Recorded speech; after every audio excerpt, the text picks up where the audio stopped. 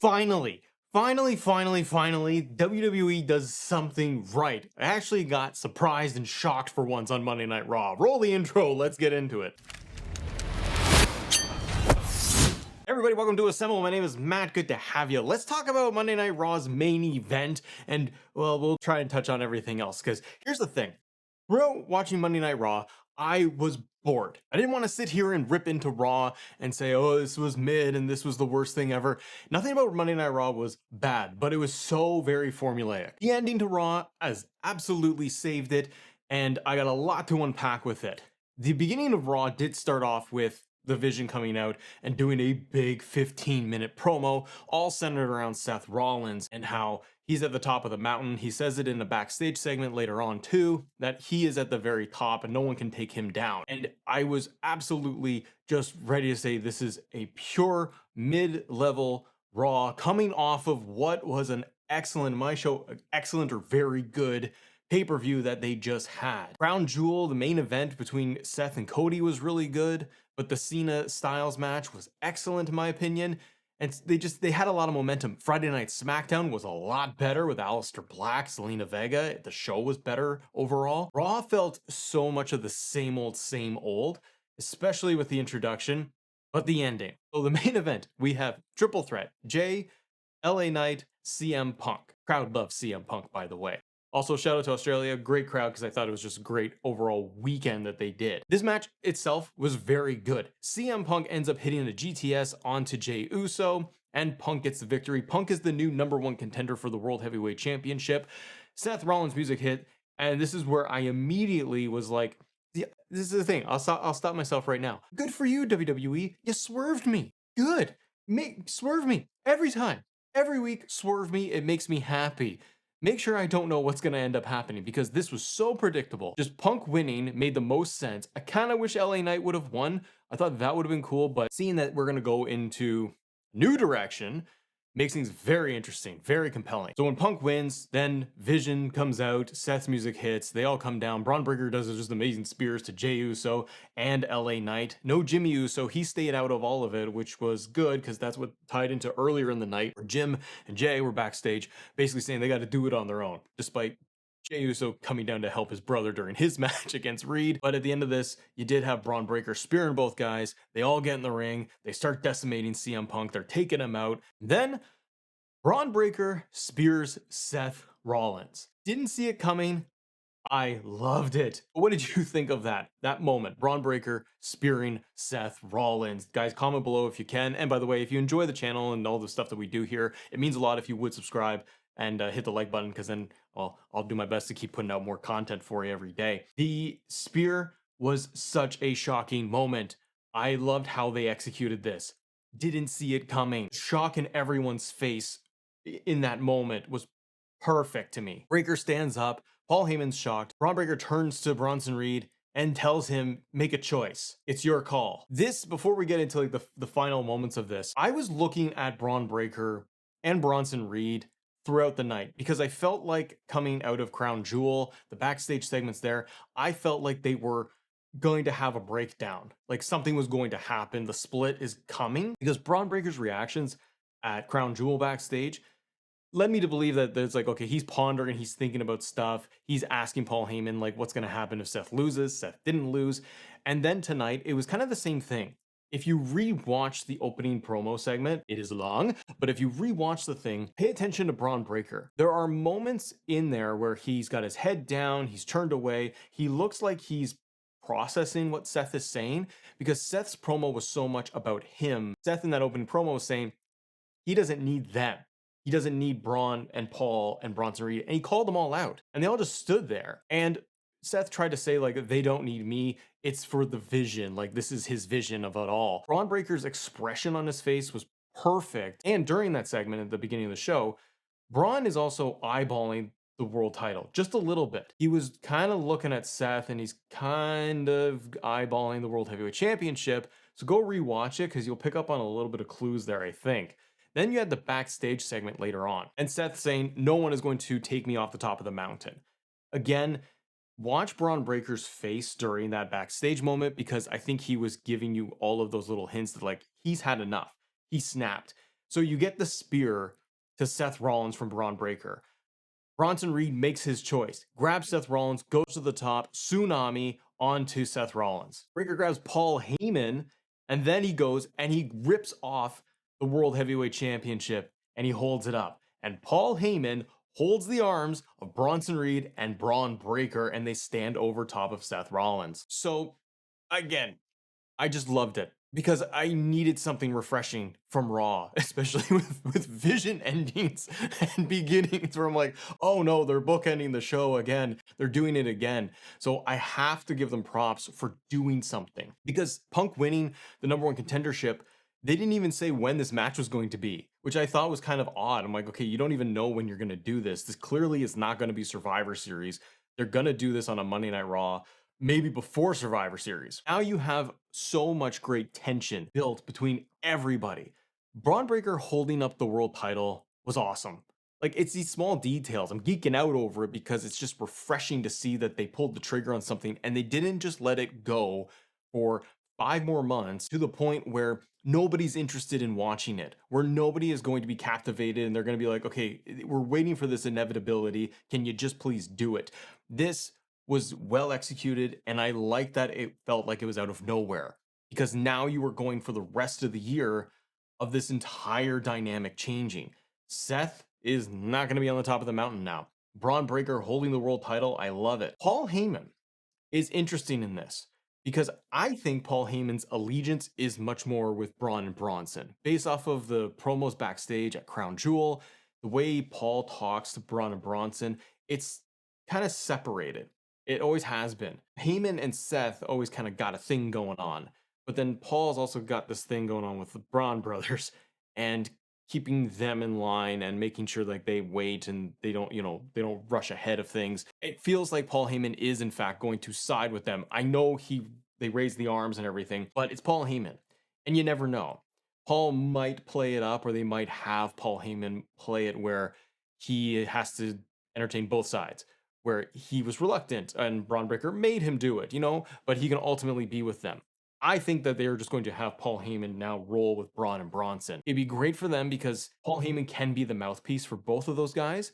They can both cut promos, but Paul Heyman is a great mouthpiece for both of them, particularly Bron Breakker. Seth on his own, I think is great because now you're going to get Seth crumbling. He was on top of the world because he's got both titles. He's got his vision. Everything was going the way he wants. And as he said in the promo backstage, like you can see where things are going to be going 18 months down the road, and they're winning. They're on top of the world.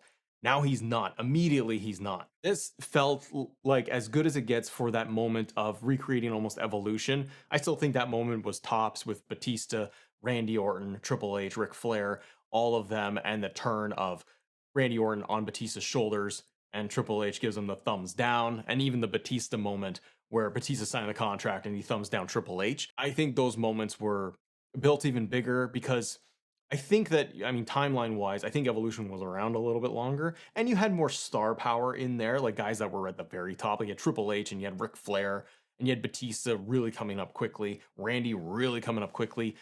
I think that it was similar.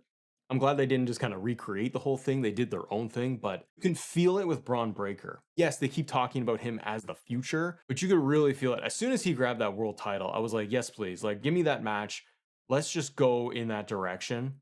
This is the thing with WWE where they've made mistakes, in my opinion, for so many months, if not a good year, of rinse and repeat the same main event. And we were still seeing that even up until tonight, or today, or this morning, actually. I had coffee and I watched wrestling. By the way, morning wrestling, such a fun thing. I wish Raw was every morning and every Monday morning instead of being at night. But I think the problem has been utilizing the exact same talent at the top. Is still experiencing that today with Punk, LA Knight, Jey Uso main eventing Raw, Vision coming out. And you're like, we've done this now for months. Like since WrestleMania, this has been the main event. I am so glad that Bronson Reed made the turn and Bron Breakker made the turn and Paul Heyman made the turn. Now you have some new dynamics in there. Bron Breakker and Bronson Reed being the younger guys, especially Bron Breakker. You refresh that main event scene right now. And this is the thing that I want from WWE all the time. I don't expect big turns and these giant shake up moments every single Monday night. You can't do that. You need stuff to breathe. But when it's time, it's time. And they pulled the trigger. And that's what you want to see. Instead of letting it linger and be like, yeah, we'll push it out a couple of months and we'll change it later. No, you want these things to happen. Strike when it's hot. And the creative decision to change it, now you've opened up the window to be able to have Bron Breakker, obviously, versus Seth Rollins. Is that now WrestleMania? Is it going to be Braun and Bronson going for tag titles with Paul Heyman by his side? Punk versus Seth Rollins is still on the table. He's the #1 contender. So is that match going to happen in 2 weeks on Raw? And then you're wondering what's the involvement of Bron Breakker. You have opened this thing up, getting younger talent into the main event scene. Older talent have been stifling the main event scene across both Raw and SmackDown. It's all been the same. And I get it. They are your big stars. You want to have them. You want to showcase them. I want to see CM Punk. I want to see LA Knight. I want to see John Cena. I do. I want to see all these guys. But to give you a fresh person thrown right into the main event with Bron Breakker, you're getting that Batista, Randy Orton evolution moment where I think more in line with Batista, where he had from there went on to face Triple H at WrestleMania. That's what this feels like to me, where now fans are going to get permission to cheer Bron Breakker. He's still a bad guy, but WWE likes blurring the lines with their heels and baby faces, where it's like, oh, he's just a tweener, he's just doing cool stuff. And that's fine for me, as long as you keep Seth as a prominent bad guy. He also still has Becky, obviously, by his side. I think maybe that would have been one extra kernel they could have added into this at the very end. Maybe they would do it off air. I think it would have worked really well if you had Becky slide in at the very end where they're all posing and she starts just grabbing at Seth and tries to save him. Because those two are now going to be firmly bad guys on their own island, essentially. And Braun and Bronson are going to do way more. So when you look at Raw in a nutshell for this story arc and how it came together, it makes sense. I still think that the opening thing was way too long. Like, it was 6 to 8 minutes of just the intros to Monday Night Raw. And then to get to Seth and the Vision to in the ring to start talking, I think I clocked it in at like 8 minutes, almost 10 minutes before he speaks. And it's regurgitating the same stuff. I get it. It's a heel promo. I just felt like you got even more out of the 30 seconds to 1 minute backstage they did of the Vision talking during Raw. I got more out of that with Seth being I'm on top of the mountain than I did in 15 minutes of them in the ring. That thing could have been 5 minutes at the top of the ramp and just said, I'm double champion. I'm the best. My vision.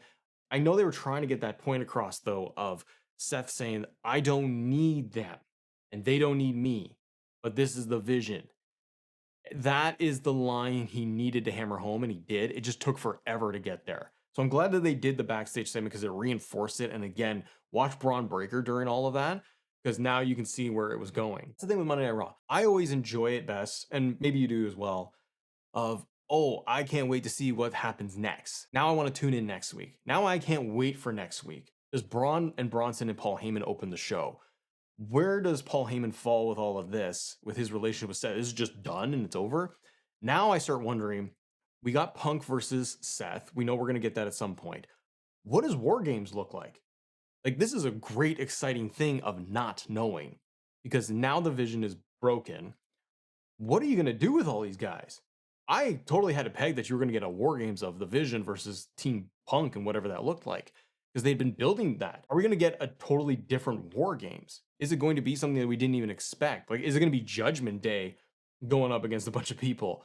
Is it going to be on SmackDown and they're doing a War Games from that? Like, I think that they have more options now for maybe trying to build something that we weren't really anticipating. Maybe it is going to be Seth versus Punk at War Games. But now, if you were going to run with Bron Breakker and Bronson Reed, because I don't want to forget about Reed, because he is on huge tear. He beat Roman Reigns. They want to run with that.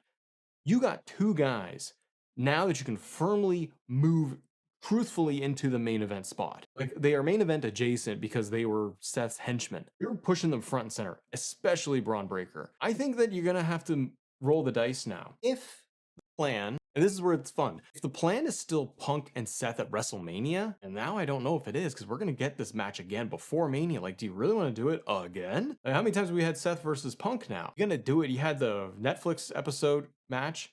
You had the steel cage match. And then we've had, well, you had Punk win the world title and Seth cashed in. Are you really going to do another Punk Seth match and then try to stretch this thing to Mania once again? I don't know. I wonder if you do something different. You could easily right now just do Bron Breakker versus Seth Rollins at WrestleMania. And you have catapulted a brand new star. And again, I go back to the example of Batista Triple H. You put the belt on Bron Breakker at WrestleMania. You've made a new main eventer instantly. You got a Steiner. Could you please, by the way, WWE, just melt Scott Steiner and Bron Breakker together more? Could I just get the sirens of Scott Steiner? I would love it if I got Holler if you hear me, and it's Bron Breakker, because I love his spear and I really do enjoy Bron's work. I want to hear him talk more. I think even Bron Breakker would benefit from a sit down interview, Paul Heyman by his side, something, say, well, what triggered this? And we might get all of that. Now you want answers. But War Games is super interesting now. Then we go into, you got Saturday night's main event, and then you're into the Royal Rumble. So we're into, feels like WrestleMania season. Like we're getting early road to WrestleMania. War Games Survivor Series is usually now, where they've talked about, even with backstage and all that with Triple H saying Survivor Series is when they start, putting pieces in place, talking about what WrestleMania could be looking like. This got over, I think, huge. I think, maybe I'm dead wrong. Maybe you guys think it was the most boring, obvious thing that they could have done. I thought that this was tremendous because now I can see Bron Breakker going up against Seth, but going up against multiple people. He can have individual feuds now. I think the rest of Raw, though, was pretty average, especially coming off of Crown Jewel, which was a hot show. I don't think it delivered other than that main event closing segment. I think that totally saved the rest of the show. If they just did Vision beatdown and Seth stood tall like they were doing, and then credits rolled like it did and nothing else happened, I would have dogged this entire show. I thought the Penta Dom Mysterio match was fine. Like, it was good. It was a solid match. The crowd loved Dom Mysterio. Rusev gets involved. We're going to be setting up more with that. AJ Styles is going to get a tag team title shot with Dragon Lee to go up against Judgment Day. I don't really care for that. Honestly, I think that you just get that over with, because I want to see AJ Styles go on his retirement tour run and have bigger matches, especially after the John Cena match. Asuka, Kairi Sane. Asuka slaps the bejesus out of Kairi Sane, and Kairi gets a match against Rhea Ripley. Io's out there. Rhea Ripley ends up getting the victory, but you had Asuka out there, hits a DDT to Rhea Ripley on the table. It was nasty. It was great. It took Rhea out. I do like that the story is continuing, because I think Asuka's awesome in all of this, and I like the positioning of Kairi Sane. Is she still going to stay under the thumb of Asuka, and how much longer? Jimmy, Bronson Reed, we talked about this, but Jay got involved at the very end. Bronson Reed wins. Jake comes out, though, to save his brother, even though they talk backstage about, like, let's separate. So they're playing with the Roman Reigns stuff. Roman's role in all of this, like, now Roman's off TV for however long. This is where you need him back to really get involved with Jimmy and Jay. Maybe that leads to a triple threat between the Usos and Roman, which would be interesting, or it's going to be a Jay versus Roman match. Something in there needs to happen. This is where I wonder, though, about, like, LA Knight. Punk is going with Seth, world title match. What's LA Knight gonna do? I feel bad for the guy. Maybe he should go back to SmackDown now and fight Cody, because I don't think LA Knight's gonna sniff the world title anytime soon. It'd be great if he was, but after the triple threat, how does LA Knight keep coming back to say, I want another world title match? And you also had Bayley, Lyra teaming up to go again. It's Judgment Day. Apparently, all you have to do to Bayley is just slap her in the face and she hulks up immediately, because that's what happened in this match. And Bayley basically single-handedly defeated Judgment Day. So they're continuing that. I don't really care about the split personality thing.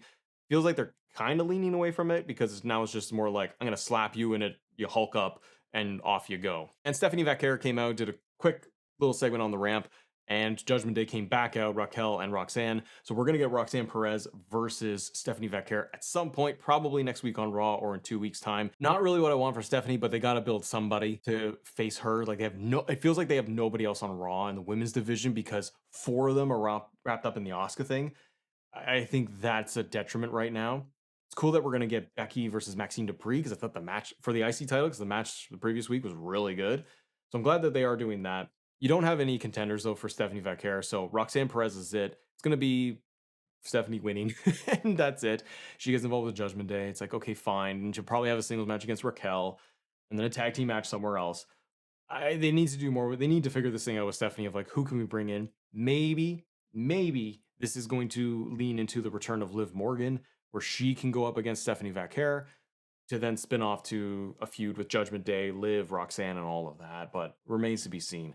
That main event, though, Is that exactly what they needed for Monday Night Raw? What did you think? Let me know in the comments below. And guys, if you want to talk more WWE and all the little hints and details that you may have missed from Crown Jewel, click this video right here as we go in depth on that. Have a great day. See ya.